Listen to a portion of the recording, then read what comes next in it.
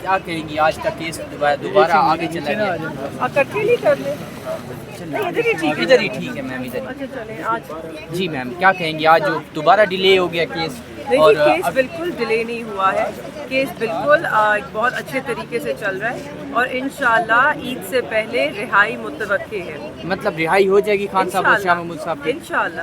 اور آج یہ سر آپ نے کیا دلائل دیے ہیں سلمان صفدر کی طرف سے؟ کیا پیش رفت ہوئی آگے؟ دیکھیں، آج 3 گواہ جو تھے، سرکاری گواہ، ان کے اوپر بات ہوئی.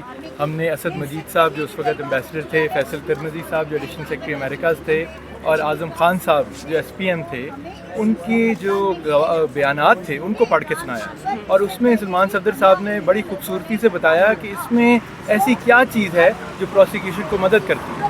اس میں تو ایسی کوئی بات نہیں ہے، بلکہ جو ڈیفینس کی بات ہے اس کو آگے لے کے چلتے ہیں.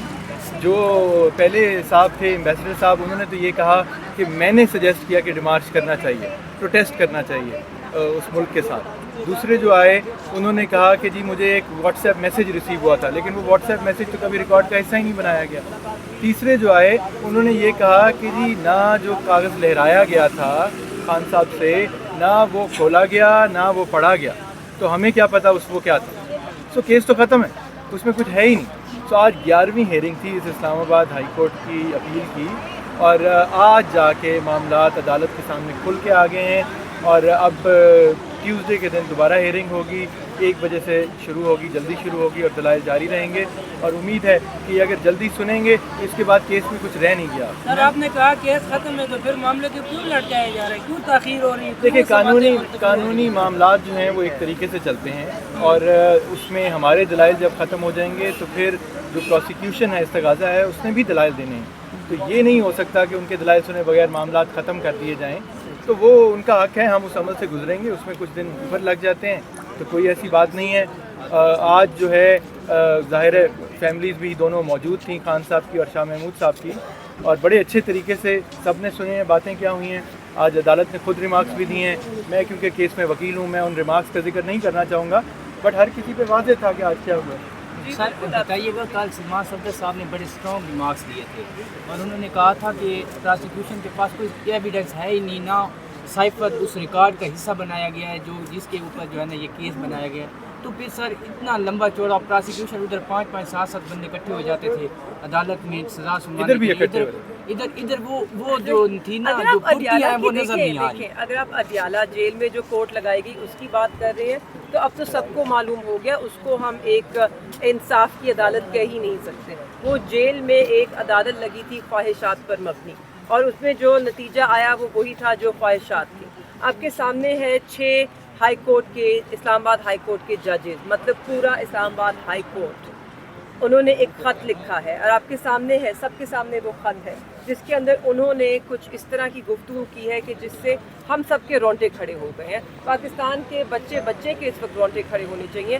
بڑی پریشان کن بات ہے، اور مجھے تو امید ہے، کیونکہ یہ ایک سیاسی نقطہ نہیں ہے، یہ ایک سیاسی مسئلہ نہیں ہے، یہ ایک جوڈیشل مسئلہ ہے، یہ ہماری لیگل فرٹرنٹی کا مسئلہ ہے. اور مجھے بہت امید ہے کہ ہمارے جتنے بھی وکلا ہیں، خاص طور پہ جو ہمارے نوجوان وکلا ہیں، وہ اس موضوع کو سنجیدگی سے لیں گے اور اسے آگے لے کے چلیں گے اور سوال اٹھائیں گے کہ کیا کر رہے ہیں ہم ان 6 ججز کو تحفظ دینے کے لیے آج، اور ہم کیا ان کی اس بات کو سنجیدگی سے لے رہے ہیں کہ نہیں لے رہے ہیں. آپ کے سامنے ہے آج سپریم کورٹ میں 2 بجے پرائم منسٹر شہباز شریف صاحب اور چیف جسٹس قاضی فائز صاحب نے ملاقات کی ہے، مگر ابھی تک اس سے کوئی خبر نہیں آئی کہ آگے وہ کیا کرنے جا رہے ہیں. میرا تو ماننا ہے کہ کس چیز کا ایک جوڈیشل کنونشن ہونی چاہیے، ایک جوڈیشل کنونشن ہونی چاہیے پوری جوڈیشری کی پاکستان کی، اور باقی ججز سے بھی پوچھا جائے، ڈسٹرکٹ کورٹ کے ججز ہوں، سول ججز ہوں، ہائی کورٹ کے ہوں، کہ کیا آپ کے ساتھ بھی اس طرح ہوا ہے؟ کیا آپ کو بھی کوئی دھمکیاں میں فون کالز آئی ہیں؟ کیا آپ کو بھی اس طرح کے خدشات ہیں؟ اگر آج ہم نہیں لڑیں گے اس جوڈیشری کے لیے، اس کی آزادی کے لیے، تو ہم اس ملک میں ایک ایک ادارے کو تباہ کر بیٹھیں گے اپنے ہاتھوں سے. آپ کے سامنے جمہوریت کو ہم نے اپنی جمہوریت کو اپنے ہاتھوں سے کمزور کیا ہے. آج فارم 47 پہ جیتے ہوئے لوگ حلف اٹھائے بیٹھے ہیں ایوانوں میں، اور جن لوگوں نے ووٹ حاصل کیے ہیں عوام کے، وہ باہر کھڑے ہیں، انصاف کے منتظر ہیں. تیمور صاحب بھی، میں بھی، ہمارے جیسے دیگر ہمارے جماعت کے ممبران، ہم سب انصاف کے منتظر ہیں. صرف ہم نہیں، ہمارے حلقے کی عوام انصاف کی منتظر ہے. آپ نے لاکھوں لاکھوں لاکھوں بندوں کی آواز اور ان کا ووٹ چوری کیا ہے. ہمیں بتائیں کس پہ مقدمہ کرنا چاہیے. میم آج الیکشن کمیشن نے جو چیف جسٹس ہیں ان کی ملاقات ہوئی وزیر اعظم سے. آپ نے دیکھا ہوگا کل جو وزیر اعظم ہیں شہباز شریف صاحب ان سے ملاقات کی تھی آرمی چیف نے, اور پھر وزیر اعظم کا یوں ملاقات کرنا معمولی بات ہے جی, معمولی بات ہے. جب آپ ایگزیکٹو ہوتے ہیں تو اس طرح کی ملاقاتیں ہوتی ہیں. میم یہ بتائیے گا, الیکشن کمیشن نے آج کہا ہے کہ اگر آپ KPK کے اندر حلف نہیں لیتے تو سینٹ الیکشن جو ہو رہے ہیں وہ ہم مسترد مطلب اس کو جو ہے نا وہ ڈیلے کر دیں گے. تو اس پہ آپ لوگوں کا کیا موقف ہے؟ مطلب اب KPK کی حکومت جو ہے وہ یا آپ کے جو مطلب سینئر لیڈرشپ ہے وہ کرنے جا رہی ہے, ان کا حلف لیں گے؟ میں تو اس پہ یہ کہوں گا جی کہ دیکھیں پہلے قانونی عمل پورے ہونے چاہیے. میرے حلقے میں بھی الیکشن کمیشن نے اب 1-2 دن پہلے ججمنٹ دے دی ہے کہ جناب ری کاؤنٹ کی اپلیکیشن ہم آپ کی الاؤ نہیں کرتے.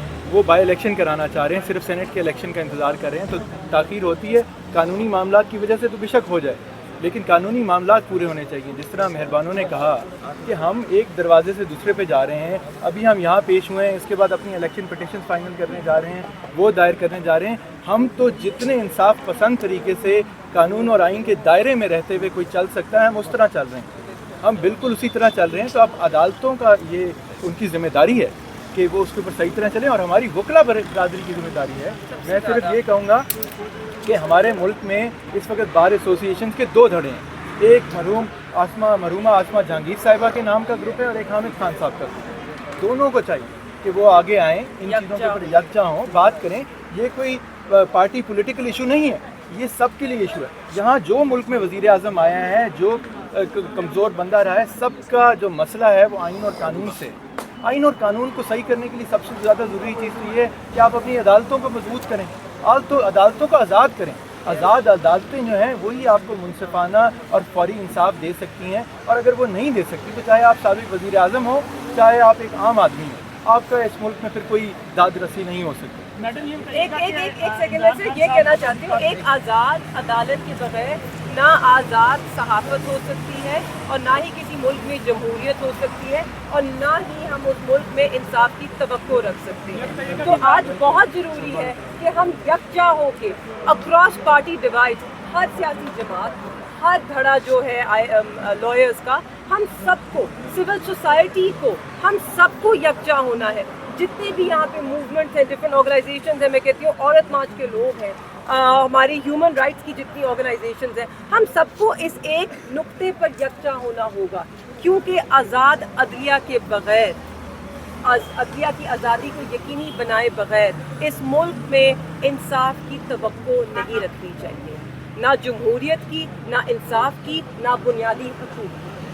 عمران خان صاحب کو تو ابھی کافی سارے کیسز کا سامنا ہے. عید سے پہلے شاہ صاحب کو آپ اپنی فیملی کے دوران دیکھ رہی ہیں؟ جی میری دعا ہے, میں اللہ تعالیٰ سے دعا ہے کہ عید ہم اکٹھے کریں. اور میں خان صاحب کے کیسز پہ بھی صرف یہ کہوں گا کہ دیکھیں اصل کیس یہ ہے جہاں سے کہانی شروع ہوئی. اگر یہ کیس جو کہ نظر آ رہا ہے یہ ختم ہو جاتا ہے بالکل, تو باقی کیس بھی اپنے منطقی انجام کو پہنچیں گے. جتنی جلد بازی میں فیصلے دیے گئے ہیں اتنی جلدی یہ طریقے ختم بھی ہونے چاہیے. لیکن ہم جلد بازی کا مظاہرہ نہیں کر رہے ہیں, ہم تو آرام سے روز آتے ہیں, گھنٹہ 2 بحث کرتے ہیں, پھر چلے جاتے ہیں, پھر اگلے دن آتے ہیں. تو اللہ انصاف کرنے والا ہے. اور خان صاحب کو کبھی اندر انہوں نے یہ نہیں پوچھا کسی بھی وکیل سے کم از کم کہ مجھے کس دن باہر نکال رہے ہو. تو انشاءاللہ جب ہوگا انصاف ہوگا اور پوری قوم کے لیے بہتر. اس ایک کیس میں جب انصاف ہوگا, جب اصلیت سامنے آئے گی, تو باقی کیسز کی بھی کمر ٹوٹے گی آپ کے سامنے, اور انشاءاللہ خان صاحب کی جو رہائی ہے وہ ہم اسے یقینی بنائیں گے. ہم تو تب تک نہیں رکیں گے کہ جب تک خان صاحب اور ہمارے دیگر جتنے بھی ہماری جماعت کے لیڈران ہیں, ورکرز ہیں, ممبران ہیں, جب تک ان سب کی رہائی کو ہم یقینی نہیں بناتے. میں شرانہ ثناء اللہ کے بیان کے اوپر آپ کو کوئی رد عمل نہیں آیا کیونکہ آپ کراچی میں موجود ہیں. کون سا یہ کہ عمران خان کی جو وجود ہے اس سے خطرہ یہ ہے. صرف رانا ثناء اللہ کا بیان نہیں تھا, یہ ایک پوری جماعت جو نون لیگ ہے انہوں نے ایک حکمت عملی کے ساتھ اس بیانیے کو آگے لے کر آئے ہیں. یہ ان کی چاہت ہے, ان کی خواہش ہے, مگر اللہ اوپر ہے, اللہ حفاظت کرنے والا ہے. یہ جو بھی چاہیں اللہ خان صاحب کی حفاظت کرے گا, کیونکہ کروڑوں لوگوں کی دعائیں ان کے ساتھ ہیں.